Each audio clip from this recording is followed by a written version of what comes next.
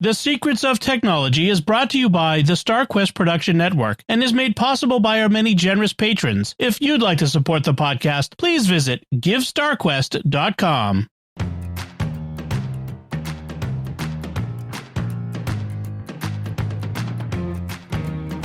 Hi, I'm Dom Bettinelli, and you're listening to The Secrets of Technology, where we discuss the technology news that's important to you from a uniquely Catholic point of view. Joining me today on the panel are Pat Scott. Hey, Pat. Hello. And Father Andrew Kinstetter. Hello there. Yeah. So today we are jumping into everybody's favorite topic, printers. Or as I've titled it, why printers are still terrible and we still need them. Some of us still need them. Maybe not everybody. So I have a few clients who've given them up. Yeah, I mean, well, Pat, like it was your idea to address this topic. What prompted it? Like you are clearly still going out and visiting clients who need help with their printers and new printers. Probably a good half of my calls involve a printer. Wow. And sometimes it's just, it says it's offline. Or sometimes it's like it's printing, but nothing's coming out. And it's just one thing after another. It's just a normal thing when I go to somebody's house. What's your printer? And then, I need a new printer. Which one out there should I get? And that's what we'll be talking about today is about which printer you should get. I was actually telling you ahead of, before we started the show that I've got a pretty decent, my printer I like. It's a Canon color laser printer. It works pretty well. But I was like thinking as you're saying that, I'm like, yeah, but it still has its issues. Like every once in a while, I have to reinstall the driver. I have to delete the driver out of the Mac OS settings and reinstall the driver. Why? Who knows? It's easy. It's like it's so much easier than the old days. Now you just have, like the drivers are built in. You just select it from the list and everything. It self-identifies, but it's still a hassle. And just printers still aren't that good. But we need them. What do we need them for? Well, if you've got kids, they probably need them for schoolwork. If you got to print out your taxes, you got shipping labels maybe at your office or legal documents or parishes live on paper. I know, Father, right? I worked in a parish. You may want to print photos. Product returns. That's a new one that I have seen a lot more now. Oh, sure. Yeah. Amazon returns. I print out the label. Yep. Walmart, by the way, I have to return something to Walmart that I ordered online. They actually, if you have the app, they just put a barcode in the app so you can go do it. The downside is I have to do it. I can't send my wife with it because it's on my phone. I guess you could log in on her phone, my account. Maybe Never mind. So. But we're not talking about Walmart in this one and returns. But yeah, there's still things we need to print out. I mean, if you get little kids, you print out coloring pages. That was a big thing we used to do when the kids were little. The problem is that we often buy printers based on the price and not on the total cost of ownership. And sometimes that total cost isn't just dollars. It's also emotional distress and mental health cost as well, as we'll get into it. But the cheapest printer can end up being the most expensive printer when you add in the cost of the ink, but also the cost of time and the managing it, keeping it going and all that sort of thing.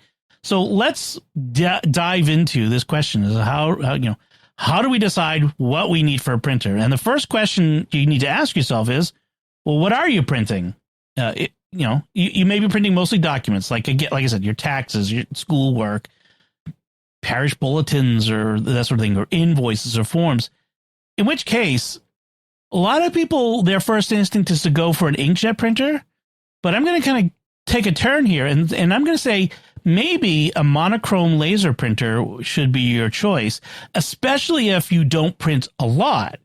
And that's a big thing because inkjet printers, those ink heads, need to be constantly working or they dry out. And then they get all clogged up, and then you have to replace the thing, and it just becomes a big hassle. So if you're not doing a lot of printing, that becomes a problem. So actually a laser printer, the toner doesn't dry out.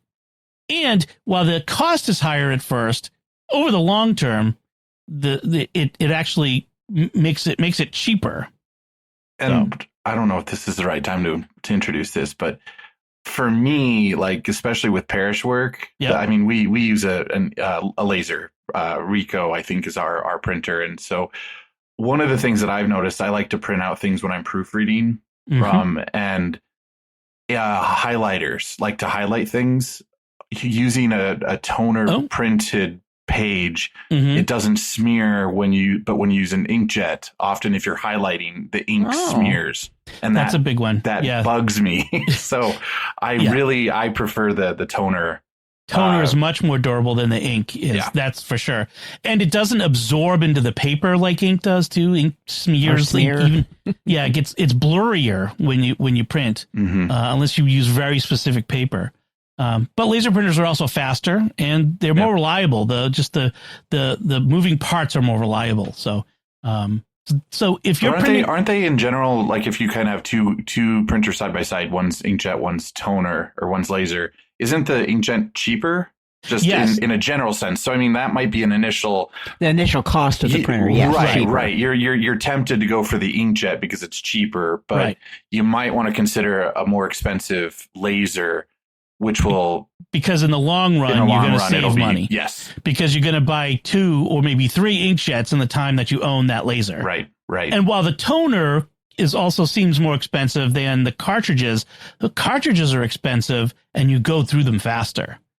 So you actually end up, like, I look at the cost of the toner that I buy for my printer and I'm like, but if I was printing this much with ink, like the ink is a substantial portion of the toner cartridges. And those printer ink is the most expensive substance on earth. I think literally someone figured it out. Anything like that. Yeah. More than platinum, more than uranium. It is so expensive per ounce. So, and wasteful because these little tiny plastic pieces, you can't recycle them. Right. Exactly. So that's if you're printing mostly documents and in black and white documents, grayscale sort of thing. But if you need color documents or the occasional photo, like, if you're doing homeschool stuff, you need to print out color charts or something, or flyers or presentations or whatever, then you might think about maybe a color ink tank printer, we'll get into why the ink tank versus ink cartridge in a little bit, or look at a color laser, depending on your budget. The color laser is going to be more, but they've come down a lot though. Yes, they have. And the same reason why a monochrome laser is better than an inkjet printer applies here as well. It's actually better because of those, depending on how often you use it, that sort of thing.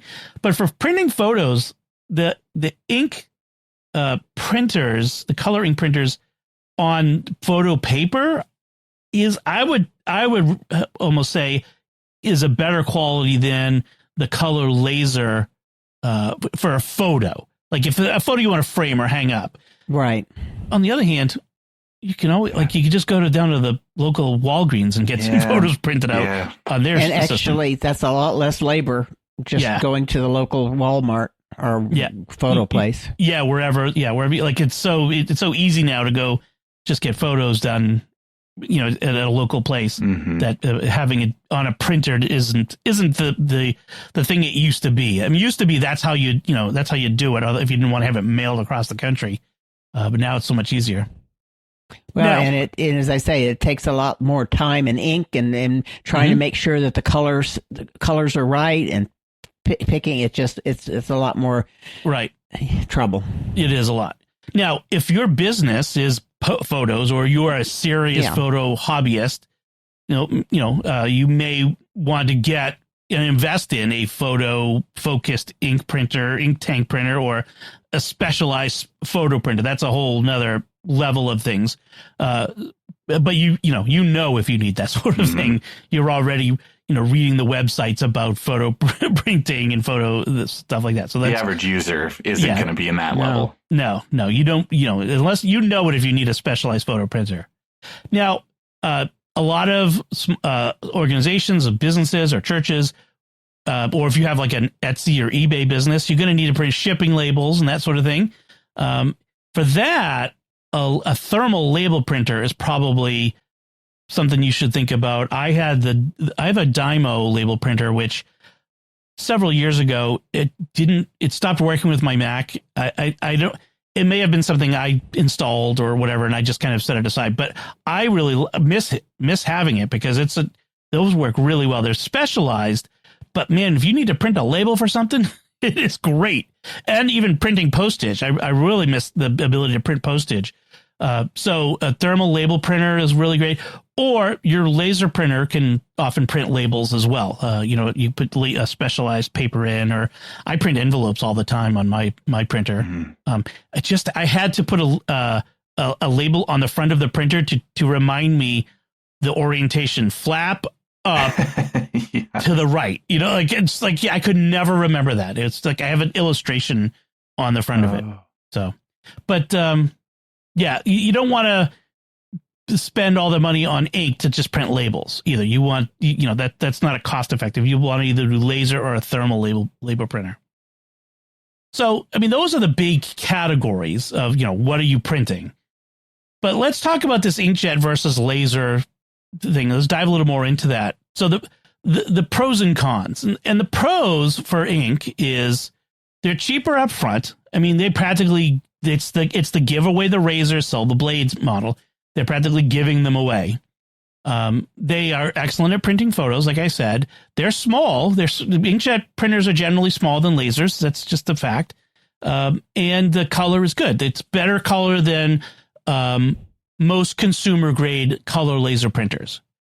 Once you get into the expensive ones, then it's a different story. But the downside is, as we mentioned, the ink drying out, especially if you don't print constantly. The cartridges are ridiculously expensive. They're like platinum coated. Mm-hmm. You constantly have. Do you ever have a inkjet where you're constantly having to run that calibration page, like the cleaning cycle, and out comes a piece of paper that you printed and it's got this smear down it. Like, where did the smear come from? Because it's dirty or something. Constantly with that. I mean, lasers are not immune to that, but it's much less so than the inks. And of course, as we mentioned, the print head's clogging, getting all clogged up. But if you need occasional color, not all the time, just occasionally, or if you print photos, or low volume home use, but consistent. Yeah. Yes. So you're not printing a lot of things, but you're printing often, every few days or every day or something like that. At least once a week. Yeah, a page or two here and there. Frankly, even if you just print something just for the sake of printing something, right, just to keep it fresh, would be. So that's the pros and cons of the ink. And then by the way, let's get into it. Like your experience with inkjet printers over, that you've owned. I mean, do you have any pros and cons that I miss, or anything that, because we're going to get into some other of the specifics of the brands later, but I just want to make sure I'm not racing past. And some of the features that come with a printer, that's important too. Yeah. But basically, inkjet cartridge versus laser versus the tank ink printers. Yeah. Right. So let's talk about the pros and cons of the laser then. The pro is laser toner lasts forever. It doesn't dry out. It's just that cartridge is, it's pretty much essentially good forever. They're fast, much faster. They're pretty reliable. The text that they print is crisp and clear. Like I mentioned, when the ink absorbs and kind of smears and blurs in the paper, whereas the toner is is usually very crisp. And there's not any maintenance. I've never had to do. I got to dust it off once in a while, but I don't have to do any maintenance on my printer, my laser. But the downside is they are bigger, so there's a bigger footprint, and that is heavier too. Yeah, they're heavier, and it is a downside. Like I seriously have this literally one place in my house this thing can sit, and it's right here on top of my file cabinet. I have no other place I can put this thing. It's big. Well, and at my stage is trying to pick up and move a printer. A laser, I have to have help. Yeah, they are heavy. They are heavy. They're more expensive up front, and they're not great at printing photos. The photos are even with photo paper. They're generally the colors are kind of washed out. They're not crisp and saturated. But if you have a home office, or if you're a student who prints out papers for school, or I don't know, do students print out papers for school anymore? I think it's all electronic. I think they often will submit it through these AI checkers and stuff. So I'm guessing that's they're going to print them and proofread them like I do. But or print out research material or something. Yeah. But if you have a parish office, you're a small business, that's laser's your thing, right? Now we talked a little bit about ink cartridges versus ink tank. So the traditional version of inkjet printers was that you had this little cartridge, there would be a black cartridge, and then be several colors, whether it's CMYK or RGB or whatever, red, green, blue or whatever. But you have several cartridges and they have a little bit of ink in them. But now they have a newer technology, which is tanks, where you basically, it's like a gas tank. You're filling it with ink.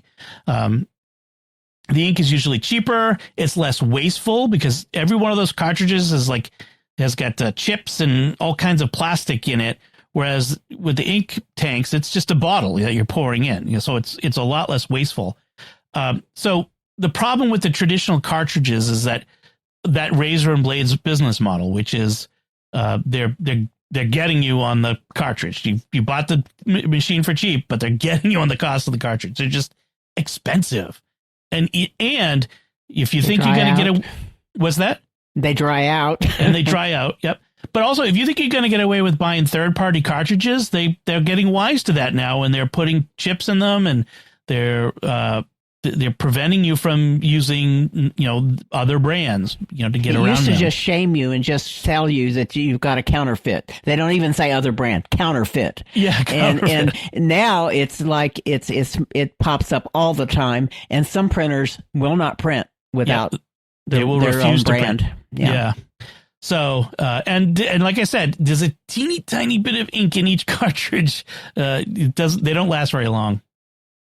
So, as we mentioned, that the big thing is that a lot of them want you now. The new thing is to get you to subscribe to an ink program where your printer, you have to pay a monthly fee for ink, whether they've sent you a cartridge or not.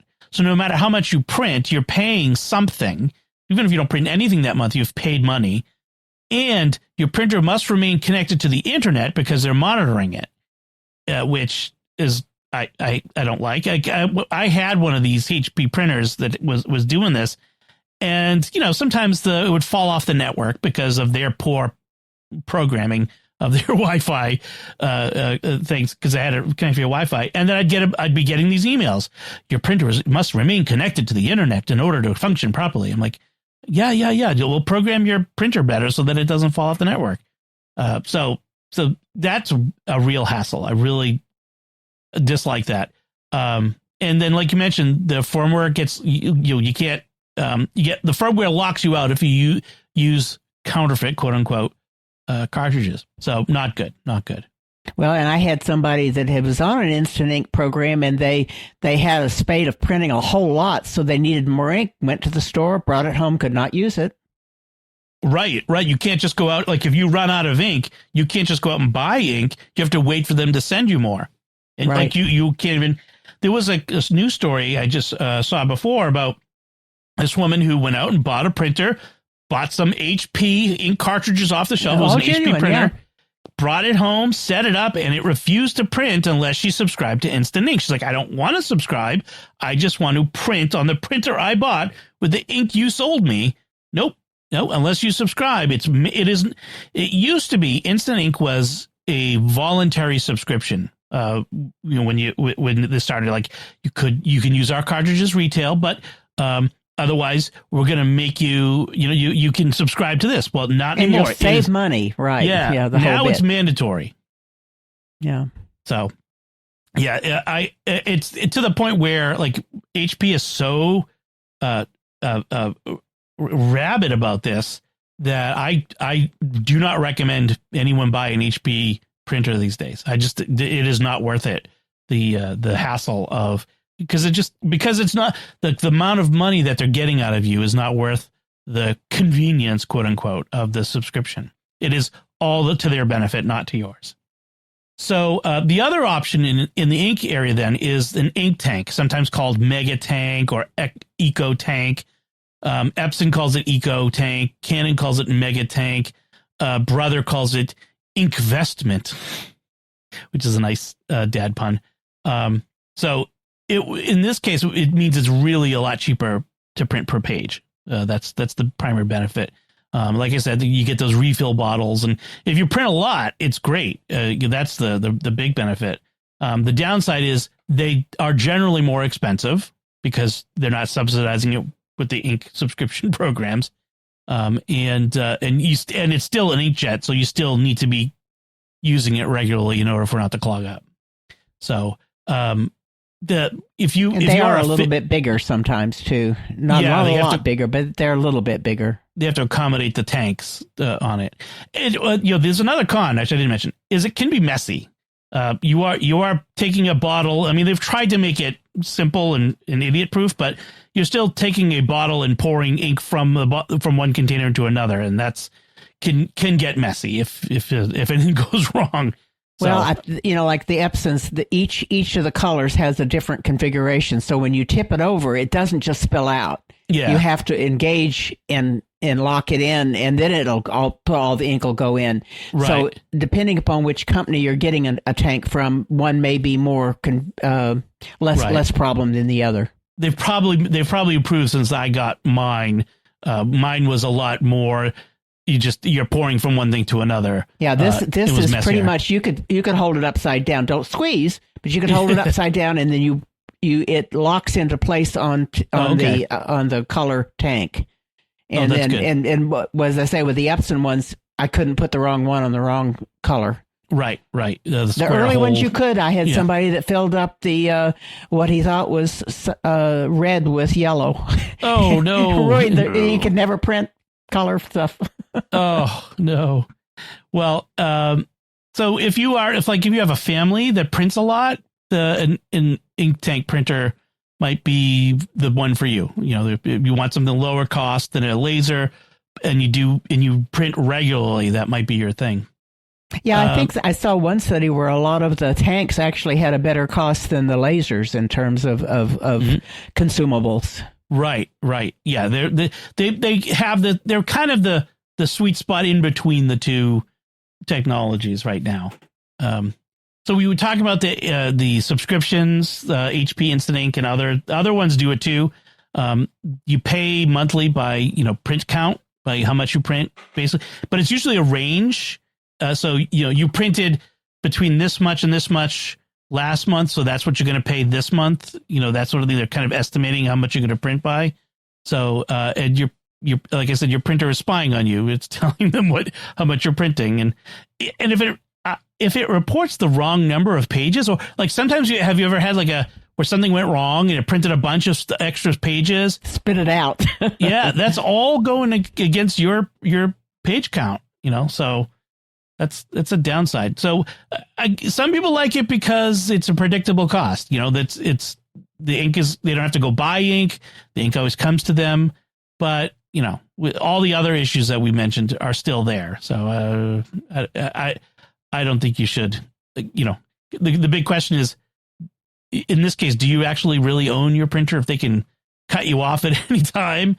So let's talk about some of the features that really matter. Are there any features for you that are critical when you're looking at a printer? The duplex is my absolute favorite critical need. Printing on both sides. Yeah. I mean, and just for parish, office use, you're saving pages too if you're printing on multiple sides, whatever you're printing. But then also for our parish bulletin, we're needing printing on both sides. And so to have an automatic whatever device that either is connected to the printer or it's just built in to print on both sides, that's a lifesaver. One that I would love, but I can't justify the cost, is when you then upgrade to get a stapler built in. Oh, but yeah. That's the cost. Those are the cost business to get printers. the cost to get something like that is a dramatic increase. Yeah, it is. It is. so we staple our bulletins by hand. I remember the days when you had to, if you're printing on both sides, you had to like reload them back into the tray. And you had to load them the right way so that it didn't overprint. Oh. That goes back to your like envelope thing. If you put them upside down, or because if you're pulling out the tray, like, is it right side up, or do you have to put it in upside down and backwards? And, how does it feed it? Yeah, you try to remember it. Yeah, I hated that. Yep. So that is great. Yeah, the duplex printing and I think most lasers these days are duplex. I think most inkjets too. I think it's like if you're getting one that doesn't do it, you're getting a pretty low end printer. It's worth a little extra to get that. Yeah. Of course, the drivers have to support it too. So as a printer ages, I have seen some of my people that used to be able to duplex can't anymore. Oh, interesting. Because the drivers no longer support it. Right. It's interesting. Fascinating. So and never mind. That was going to say, speaking of duplexing, there's also people that need to be able to scan pages that are duplex and then print print multi-sided copies. Yeah, double-sided scanning. And that's the next thing is the automatic document feeder so that you can scan stuff. So having a printer that also scans, and a lot of printers are multiple things, printer, scanner, fax. Fax, frankly, is not all that important anymore. I mean, does anyone have we still have a fax line. Well, the church, most homes, the church still has faxes. Yes, we get about one fax a month, and it's from and all it is it's an advertisement. Like, right. I think a lot of dioceses have finally started moving away from faxing everything, but fax is secure, and that's the big thing. Like people from doctors' offices and legal offices will tell you they still use fax because it's more secure than email and sending via the internet. So I get that, but for most people, it's not as important.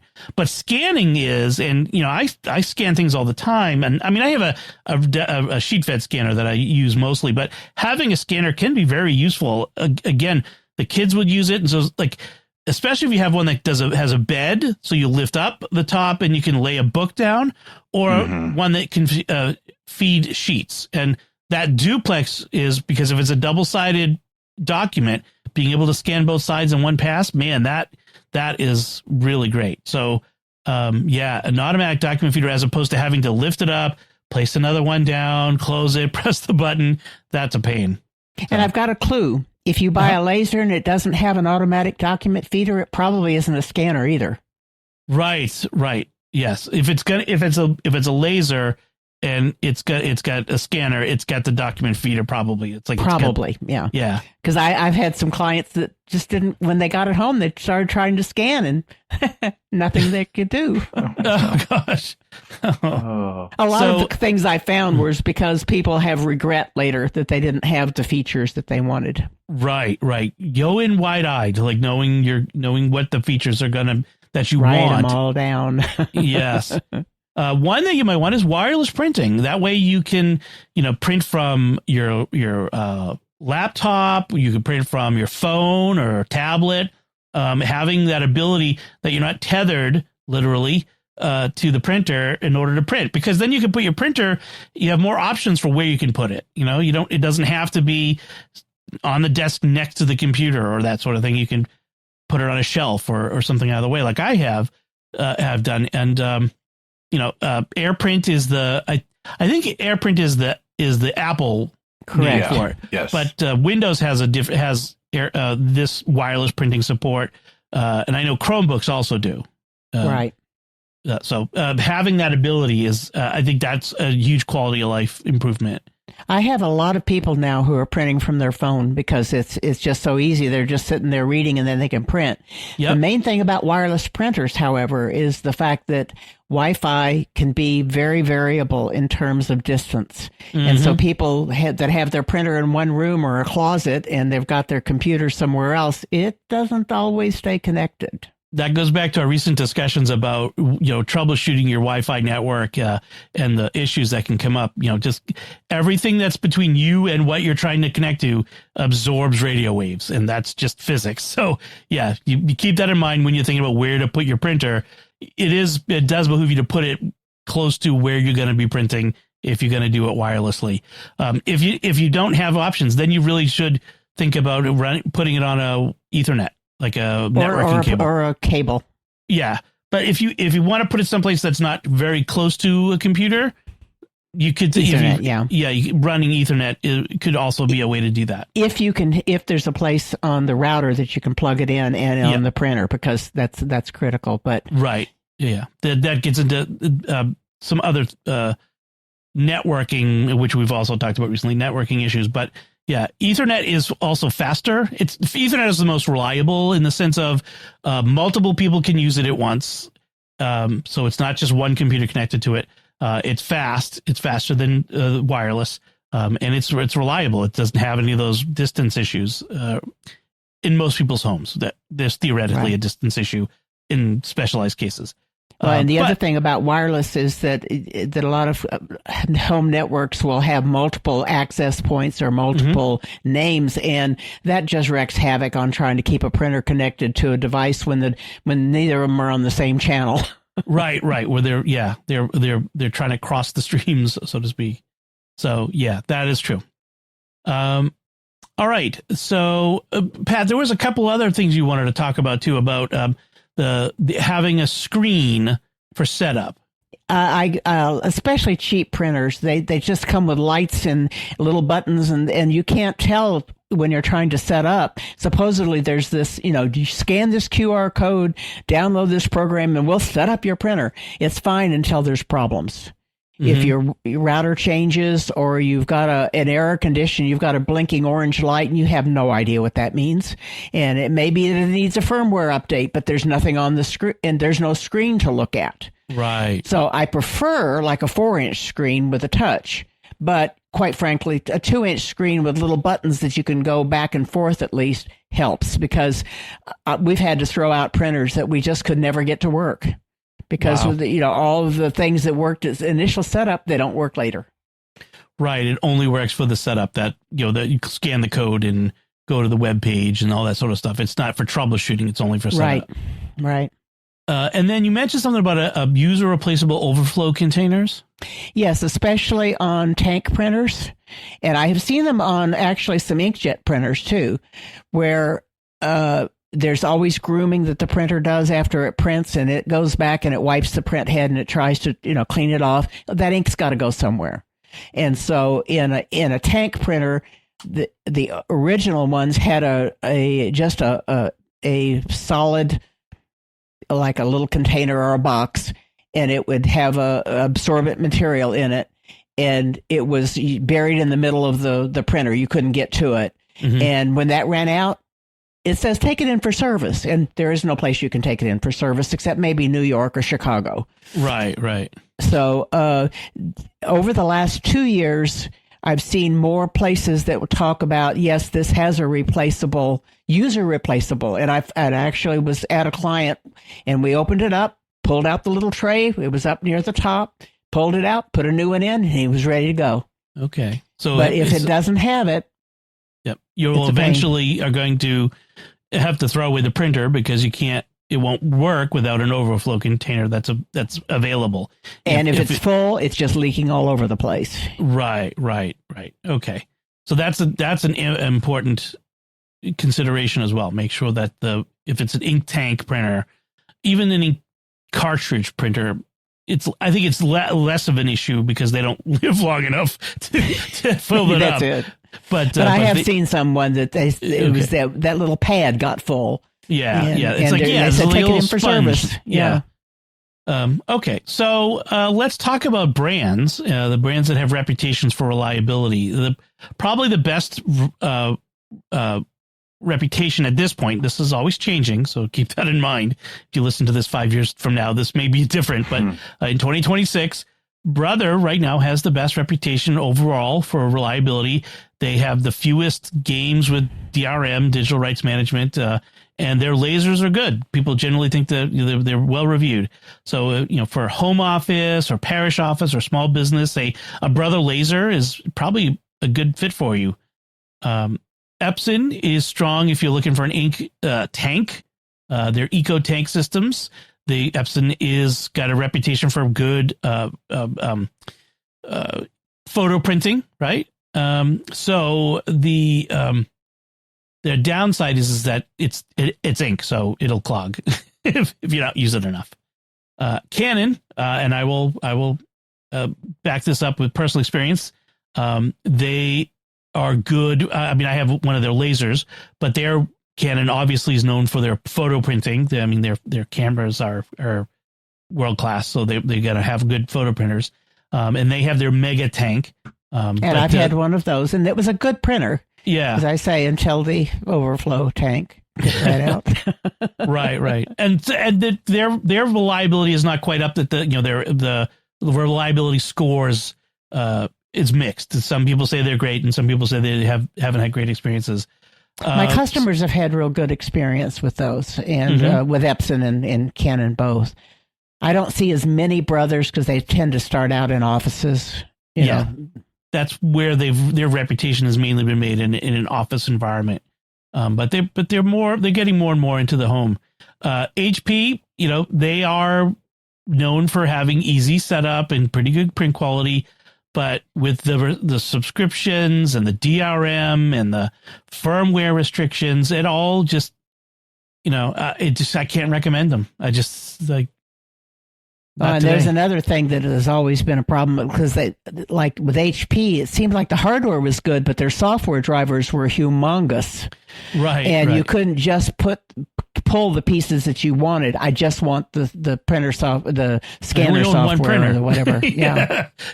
Well, that's the thing is like sometimes they would be like the driver software like has drivers for every printer they make. And it's like, I only have one printer. I don't need all your printer drivers. Right, and they'd be like 300 megabytes trying to download them. Yeah.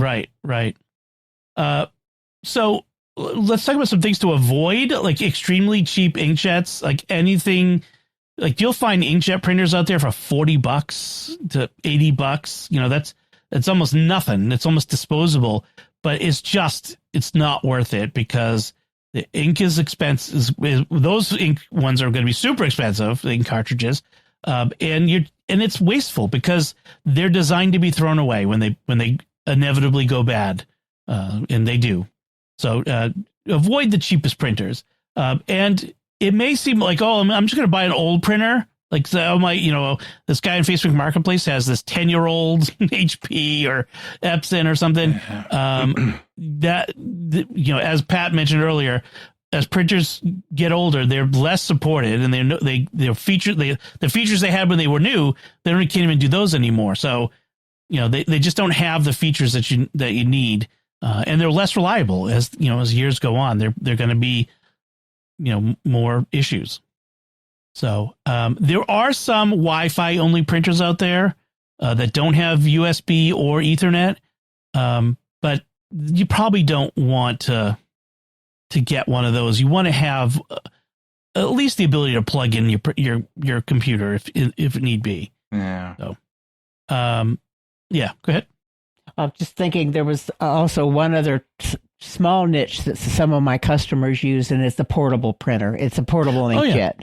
Yeah. And so there's several brands out there that are pretty good. But, when you're taking something out to the lake and you want to be able to print something and not real fast, but, it works. It works. Yeah. If you need to print on the go, that's something to think about. So for just to kind of recap, for most families, a color ink tank all-in-one, printer, scanner, it might be the thing for you to consider. The price is better than the color laser, and you look at the Epson EcoTank or the Canon Megatank would be good. For a home office, the Brother monochrome laser all-in-one is a good choice to look at. Reliable, it's less expensive per page, and like I said, the toner lasts forever. Small businesses, maybe a color laser with Ethernet, the duplex, the document feeder, all that sort of stuff. That's probably a good choice. And I like this category. It's the best I hate printers choice, the Brother black and white laser. Because if you barely care about color and just want the thing to work, buy a Brother laser printer and move on with your life. Is a recommendation. It'll just work, and you don't have to think about anything. We could talk about like some other things like troubleshooting for most problems, the Wi-Fi disconnects, dried ink heads, printer offline, driver nonsense. But the solutions to try: reboot your printer and router, use Ethernet if you can, make sure you print at least weekly to prevent those clogs, avoid the vendor's apps. Oh my gosh, like HP wants to install an app on your phone. Yeah, don't use those. And use AirPrint if you can. So, all right. I think that's a good source place to wrap it up. We'll have links in the show notes to all kinds of to all the printers that we talked about, in some articles, Wirecutter's Guide, an article on the HP Instant Ink nonsense, and some other stuff related to that. So be sure to check those show notes out. All right, let's move on.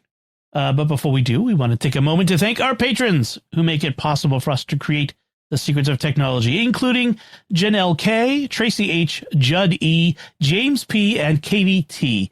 Their generous donations at GiveStarQuest.com make it possible for us to continue the secrets of technology and all the shows at StarQuest. And you can join them by visiting GiveStarQuest.com. Got a couple headlines. Our first one from 9 to 5 Mac: Apple now requires verification for their education store. They've also added Apple Watch with discounts. So in case you didn't know, Apple offers a couple of different stores, online stores. Where you can get discounts. If you are working in education, you get an education discount, or if you're a student, you get an education discount. If you're in the military, there's a military discount, and it's not like massive, but it's significant. The $599 MacBook Neo you can get for $499, which is, I think, makes a good deal even better. What's changed is that it used to be an honor system. Like, basically, if you went to the Apple Education Store, they weren't asking you to verify that you're a teacher or a student. You could just say, "Oh yeah, I'm a student of life," and get your discount on the thing, which is fascinating to me. But now they're going to be requiring that people verify. They're using a system called Unidays. It's a company.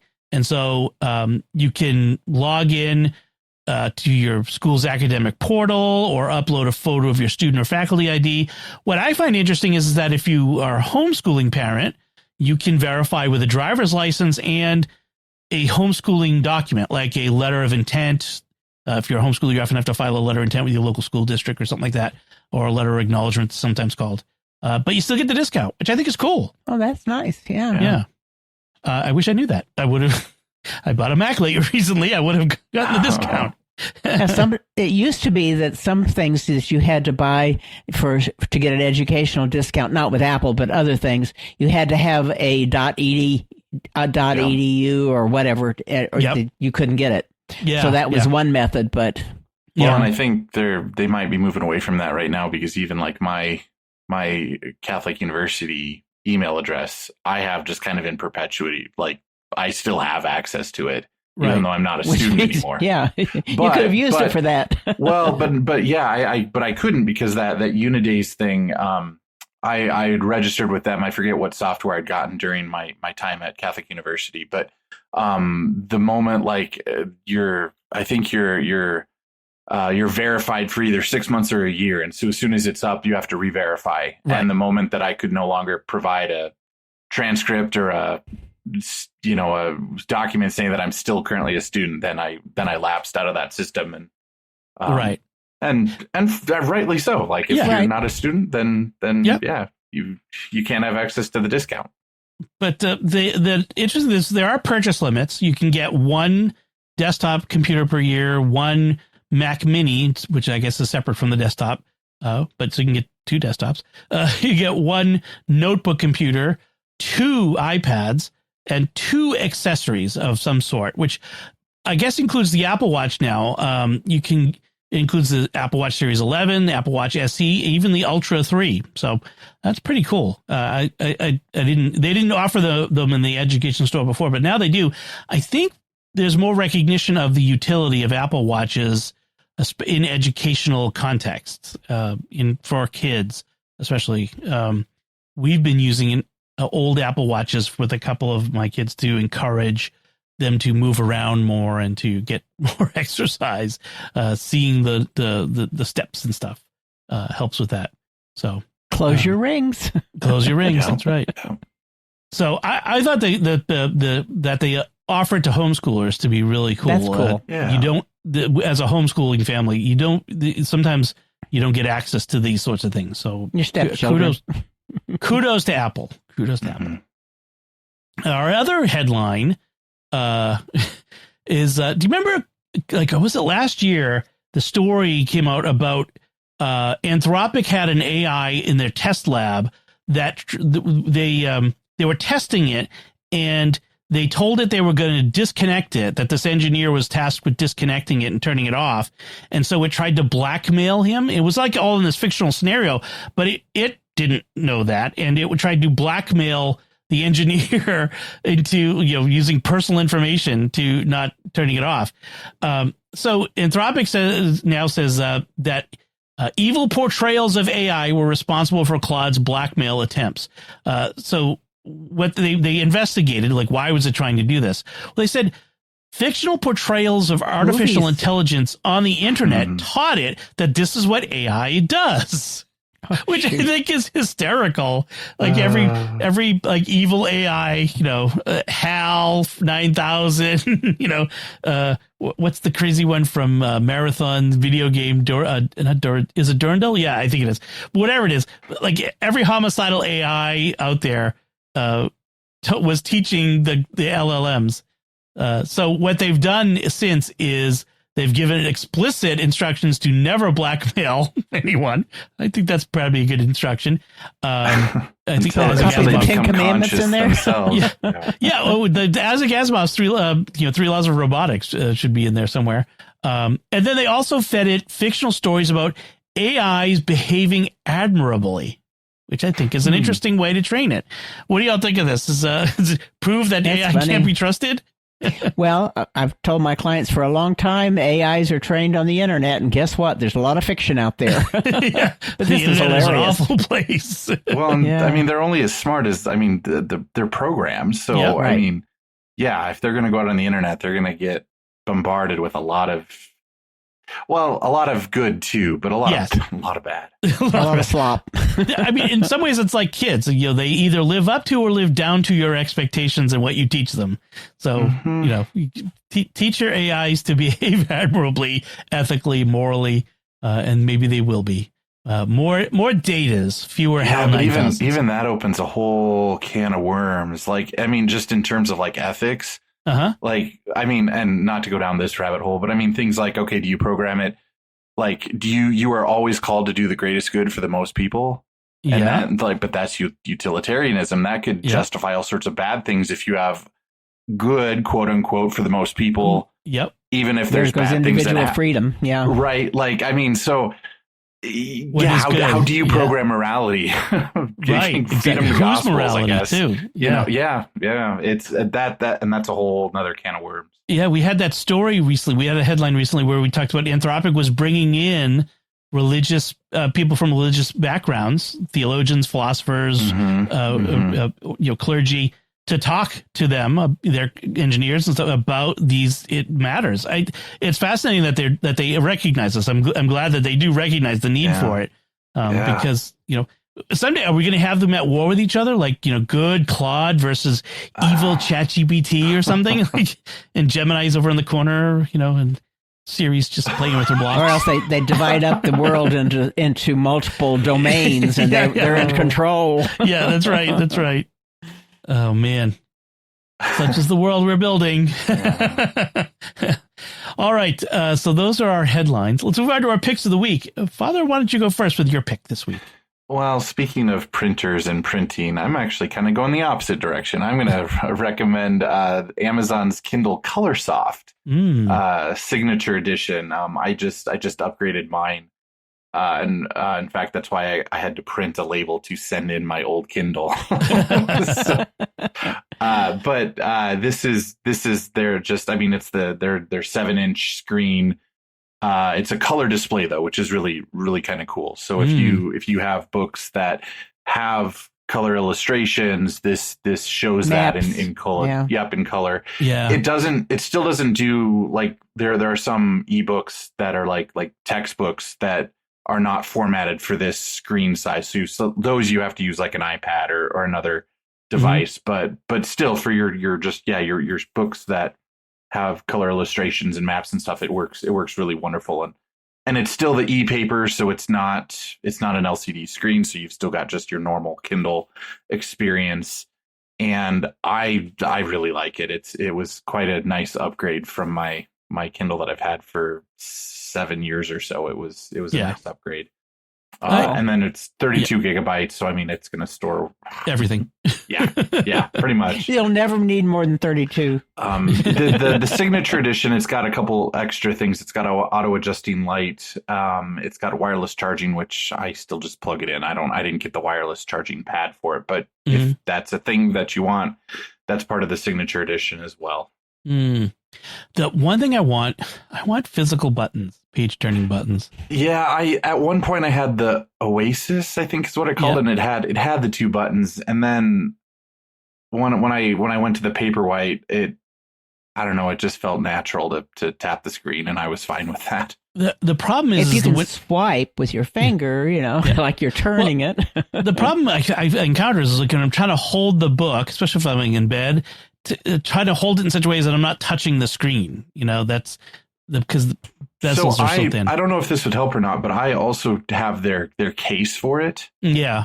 And I guess holding the case, I've never had a problem accidentally touching the screen. Yeah. Just holding it kind of normally.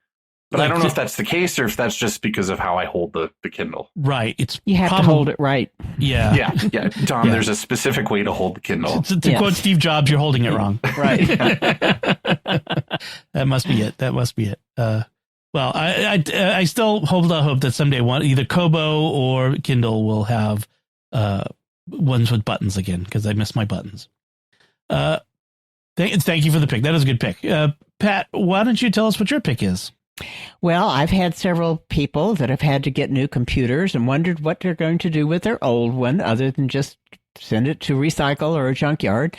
And sometimes we can get a version going, to be donated. But I've had a lot of success recently with turning them into a Chromebook, especially if they're a laptop. Google gives you instructions on how to download it and install it, and it works on almost all the machines I've tried. It's a little harder to get a Mac to go into to become a Chromebook, but I have done one. It's just, but that was not easy. Shame on you. But for an old PC, well, and it may be. I mean, I had to create a special USB for it because it has trouble booting off a Mac from something that it doesn't recognize. Right. And so, at any rate, so I had a gal who had a Windows 10 machine that was just so horribly slow, and she was just, it wasn't going to get any updates. It had a mechanical hard drive. It was just really tedious to try to wait for the next page to turn. Right. And so I took it over the weekend and put Chrome on it, took it back to her, and it's like a brand new machine, and it's so fast because most of it runs from memory. Yep. And so, you just open it up, type in your Google user ID and password or a PIN after you get it set up. And it's if you can, there's a lot of the apps that they're making now that they'll take a regular program and turn them into a web app, so that things that we couldn't run before, there may be possibilities, Right. But it's a great Google machine. Well, Google that's Docs. the thing is, we often have talked on the show about installing Linux on old PCs. But if you don't want to live in the Linux world, if it's too geeky for you and all that other stuff, even though there are some really nice Linux distros for the average folks, but if you're just if you live in the Google world, if you Gmail and Google Docs and that sort of stuff, this is a great option. Well, in fact, I was telling the gal that I did this for that, we might need to learn how to do Google Docs. And then when I got it set up and it said, here's a Microsoft Word, et cetera, they've integrated that so well now that basically you install their little web app and it goes ahead and fixes it with OneDrive, and it's seamless now. You don't have to upload something from one place and then download it again. Right. You know? So that was a lot better, and most of the time you can print from a Chrome. Interesting. Yeah, that's awesome. Yeah, so I like that idea. Keeping stuff out of landfills is always good, and giving new life. I think that's great. So my pick this week is a little unusual. Mine, it's starting to get warmer here in New England. It's been in the 60s. We've had a few days. It felt like spring, but it's going to be in the high 80s next week. So our 3 days of spring are now over. Summer is here, but summer means grilling or barbecuing, smoking food, meats. And as a man in his 50s, smoking meats is now my hobby. That in Roman history. So I a couple years ago went and got a Pit Boss wood pellet grill. And what's the technology here? This is the most primitive form of technology, right? Burning wood. But this connects to your phone. It has an app so that you can turn it on. Although they don't want you to turn it on without being at the thing, because you don't want to turn it on with the grill closed and the cover on it still accidentally. That would be bad. But you can monitor it. It will tell you the temperature and keep track of things. It's got all kinds of other little recipes and stuff like that in it too that you can do if you like. But the best thing is just to be able to monitor not just the temperature of the grill itself, but it also has a temperature probe in the food that you're cooking, so you can monitor that as well and adjust it, from the comfort of your easy chair or whatever when it's 100 degrees out. So the hammock. Yes, or the hammock. Yes. And then yell at your son to go get you another beverage. I like it. The Pit Boss. It's not the most expensive grill out there, and it's not the least expensive. It's right there in the middle. I mean, there are certainly better ones. But for me, this hit the sweet spot of utility and price. And it's been a nice smoker for us. And I got the 1150. It's bigger, but I got a bigger family. So, and pellet grills are nice because they're automated. You can set a temperature on it, and it kind of maintains that temperature. And in the summer, you can rather than turn on the stove or the oven, you could just use that. It's smoky, so you got to be careful with that. But you can, if you put it something like that you would bake in the oven, but you put it in, and you don't want it smoky, just cover it with foil in a tray and cook it in there. You don't have to heat up the whole house when you're cooking. So I like my pellet grill. I'm pretty happy with it. I've added it to my collection of outdoor cooking things with my Blackstone and my charcoal grill. Your patio full of smokers, etc. I have a patio kitchen now. I don't have a problem. So that's my pick. Let's move on quickly before we get my wife hears us talking about it. So that's it from us this time. We'd love to get your thoughts on any part of our discussion, and you can let us know by sending us an email to technology@sqpn.com. Visit the StarQuest Discord community at sqpn.com/discord. You can find links from our discussion and our picks of the week on our show notes at starquest.fm/TEC344. And of course, you can find previous episodes at sqpn.com/technology. And we do appreciate it if you share the show to someone you think might get something out of it, especially if they're looking for a printer. This would be the one to give them, to help them.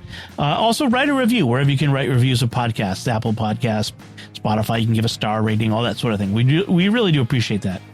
So until next time, Father Andrew Kinstetter, thank you for joining me and sharing the secrets of technology. Absolutely. And Pat Scott, thank you as well. Been fun. And once again, I'm Dom Bettinelli. Thank you for listening to the Secrets of Technology on StarQuest.